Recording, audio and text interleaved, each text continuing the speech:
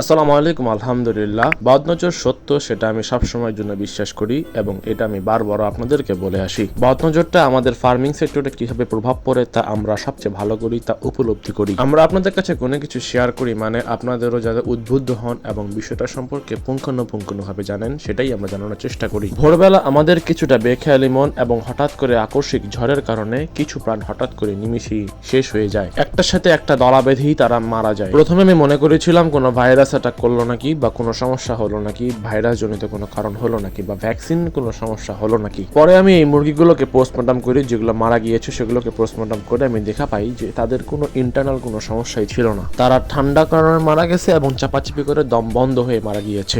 বেলা বাড়ার সাথে সাথেই আবার রোদ উঠে যায়। আমি ঘরের ভিতরেও লাইট দিছি আর বাইরে তো আলো আছেই, এবং আমি তাড়াতাড়ি করে ডক্সিএভেট, এলকেভেট আর ইনরোসিন ঔষধটা প্রয়োগ করি, তিনটা একসাথে। এতে আলহামদুলিল্লাহ খুব ভালো কাজ করেছে।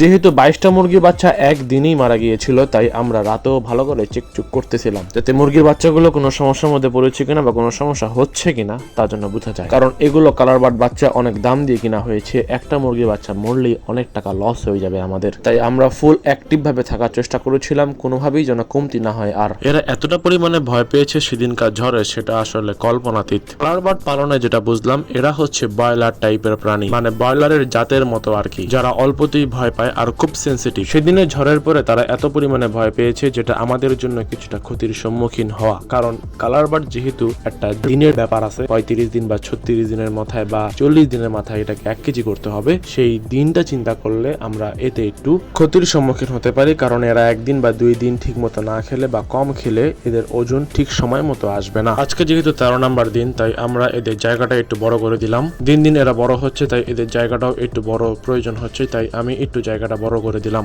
14 নম্বর দিনের রাতের ভিডিও এটি, যেদিন আমরা গাম্বুরা বুস্টার ডোজটা আমরা দিয়ে দিই, এবং দেখেন টেম্পারেচার কত সুন্দর রয়েছে এবং আমরা তাদের চলাচল ঠিক করে ফেলেছি। খামার করাটা আসলে ম্যানেজমেন্টের উপরে, আপনি যেমন ম্যানেজমেন্ট করতে পারবেন তেমন আপনি বেনিফিটেড হবেন। মুরগির দামটা আসলে বাজারের অবস্থার উপরে, চাহিদার উপরে, সেটা কম বেশি হতেও পারে, সুতরাং মার্কেট বুঝে সময় বুঝে মুরগি তোলা উত্তম। 17 নম্বর দিনে আমরা মুরগিগুলোকে একটা ওজন দেওয়ার চেষ্টা করছিলাম, এভারেজ ওজন দেওয়ার চেষ্টা করছিলাম। 1 2 3 4 5 6 7 7টা